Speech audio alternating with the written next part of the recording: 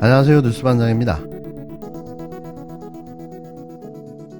주말인 12일 북한이 방사포로 추정되는 발사체를 여러 발 쏘는 도발 행위를 감행했습니다. 주말마다 미사일을 쏘는 이례적인 도발이 이어지고 있는데요. 정말 이례적인 일입니다. 이는 북한이 매번 윤석열 대통령의 놀목하는 시간을 노려 기습적인 도발을 계속하고 있지 않나 하는 생각이 드는데요. 지난달 13일 대통령이 취임한 지 3일 되던 날, 윤 대통령이 퇴근하자마자 기다렸다는 듯 미사일 도발이 있었는데요. 하지만 그날은 국가안전보장회의, NSC는 열리지 않았습니다. 또 지난 5일에는 북한의 미사일 도발이 이어졌는데요. 윤 대통령을 직무실로 출근시키는 상황을 연출했습니다. 당시 언론은 비상 상황에서 너무나도 당연한 대통령 직무실 복귀를 속보로 보도하는 어이없는 일까지 벌였는데요. 대한민국의 온전한 언론은 남아있는가 싶었습니다. 12일, 소식통에 따르면 북한은 이날 오전 방사포를 여러 발 발사한 것으로 확인됐는데요. 북한이 발사체를 쏜 것은 지난 5일 평양 순안, 평안남도 개천, 평안북도 동창리, 함경북도 함흥에서 단거리 탄도미사일 8발을 발사한 뒤 일주일 만입니다. 아울러 이날은 한미일 국방장관이 싱가포르에서 열린 아시안보 회의에서 3국 미사일 경보 훈련, 탄도미사일 탐지 추적 훈련을 재개하기로 합의한 다음 날인데요. 또 북한은 한국에 대한 대적 투쟁을 언급한 지 하루 만에 도발을 감행한 겁니다. 북한 관영 매체들은 전날 노동당 전원회의 결과를 보도하며 대적 투쟁과 대외 사업 부분에서 견지해야 할 원칙들과 전략 전술 방향들이 천명됐다고 언급하며 대남 대결 국면을 예고했는데요. 어쩌면 북한의 도발은 이미 예측이 가능한 상황이었던 거죠. 그런데 대통령실과 군은 이날 오전 발사 사실을 알고도 공개하지 않았는데요. 대통령실은 이날 발사 포착 후 회의를 열었지만 발사 사실을 공개하지 않았습니다. 대체 이게 있을 수 있는 일인가요? 앞서 지난달 13일 취임 후 북한의 첫 미사일 발사가 있을 때에도 윤 대통령은 NSC를 즉각 열지 않았는데요. 이튿날에는 만취한 사실이 보도되는 등 군 통수권자로서의 자질론 시비까지 제기됐습니다. 윤석열 정부 들어 등장한 안보 상황 점검 회의라는 대통령이 빠진 이상한 회의만 연거퍼 열린 거죠. 대체 뭘 점검한다는 건가요? 매번 점검만 해도 문제는 없는 건가요? 안보 상황 점검 회의에는 김태호 제1차장, 신인호 제2차장, 임상범 안보전략비서관, 이문희 외교비서관, 백태현 통일비서관, 임기훈 국방비서관, 권영호 위기관리센터장 등이 참석했는데요. 대통령실은 회의 종료 후 회의 결과는 김성한 국가안보실장에게 보고됐고 김 실장은 이를 대통령께 보고했다고 전했습니다. 참 안일하기 그지없는 대응인데요. 긴급한 국가위기 상황에서 이게 제대로 된 위기관리 대응일까요?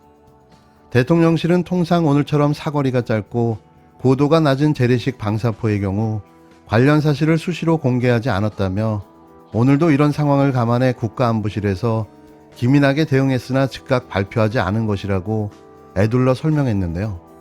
언론에서 문제가 제기되자 12시간 만에 대국민 발표를 한 겁니다.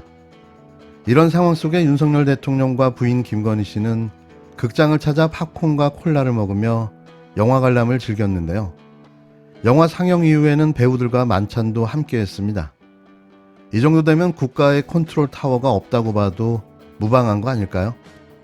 노는 게 제일 좋은 대통령. 그냥 놀지 왜 대통령이 됐을까요?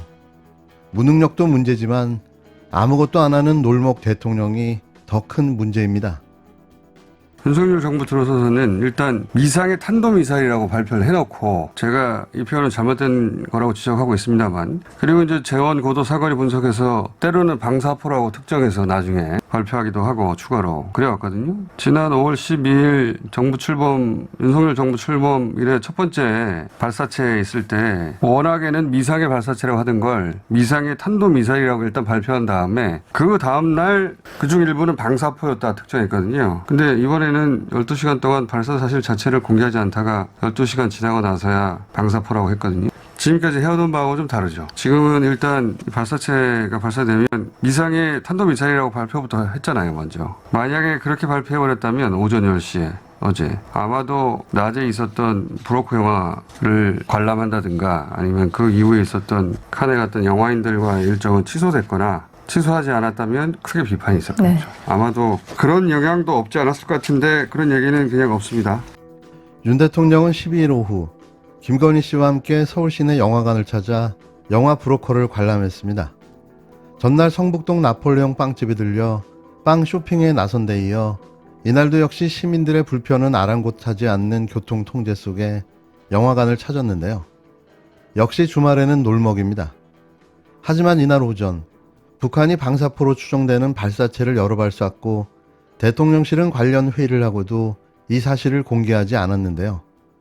공교롭게도 윤 대통령이 영화 관람에 이어 배우들과 만찬을 끝낸 다음 일부러 언론이 발사 사실을 보도한 직후에서야 북한 도발 사실을 슬그머니 늦장 공개한 겁니다. 국민의 생명이 걸린 국방과 안보 문제와 직결된 중대 사안이 발생됐는데도 이를 숨기고 감춘 사실이 들통나자 마지못해 공개한 듯한 모양새인데요. 이에 언론인 출신의 한 정치평론가는 오전에 북한이 방사포 추정 발사체를 발사했고 대통령실은 이에 관한 회의를 하고도 이 사실을 공개하지 않았다며, 그리고 오후에는 윤 대통령 부부는 극장에서 영화를 즐겼는데 이게 정상이냐고 물었습니다. 그는 만약 대통령실이 윤 대통령 부부의 극장 데이트가 방해될까 두려워 북한의 도발 사실 공개를 밤까지 미룬 것이라면 이는 국가안보에 대한 심각한 위협이 아닐 수가 없다며, 국가안보와 대통령 내외의 데이트 따위가 비교 대상이 될 수가 있단 말이냐고 직격했습니다. 불행하게도 이게 대한민국의 안보 상황입니다.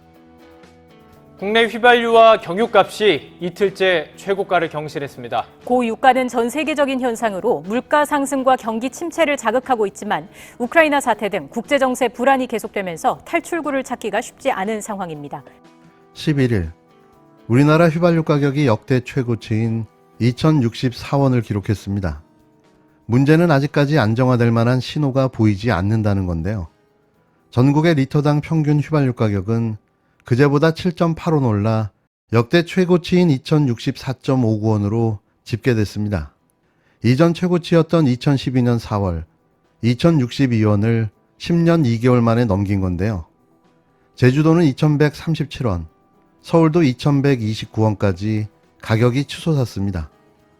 정부는 지난달부터 유류세를 30% 인하했고 휘발유 1리터당 붙는 세금은 820원에서 574원까지 줄었는데요. 하지만 이런 인하 효과는 소비자에게 직접적으로 전달되지 않았습니다. 중간에 주유 사업자만 그 혜택을 챙겨갔는데요. 기름값이 오르면 바로 적용되고 떨어지면 늦장 적용으로 실질적 혜택이 실사용자인 소비자에게 전혀 전달되지 않은 탓인 거죠. 유류세 인하폭을 고려하면 사실상 휘발유 가격은 2,300원대까지 오른 셈인데요. 연일 최고치를 경신하는 경유 가격도 2,063.53원으로 휘발유 가격과 큰 차이가 없습니다. 러시아의 우크라이나 침공으로 공급이 불안해진 상황인데 산유국들의 추가 증산 계획이 불투명한 데다 수요까지 더 늘어날 전망인데요.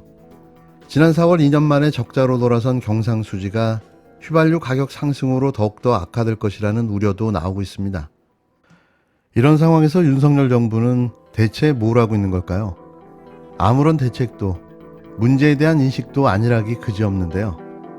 대통령 하나 바뀌었을 뿐인데 나라가 왜 이 지경으로 곤두박질 치고 있는지 모르겠습니다.